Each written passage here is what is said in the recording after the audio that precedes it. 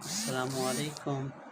تو دوستو آج ہم سیکھیں گے بارش رکنے کی مسنون دعا۔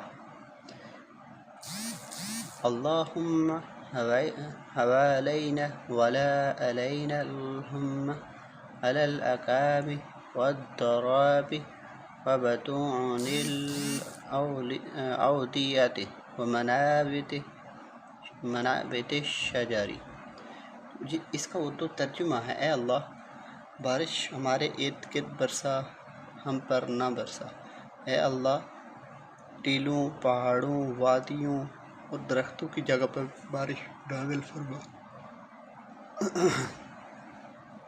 یہ صحیح بخاری میں ہے یہ حدیث۔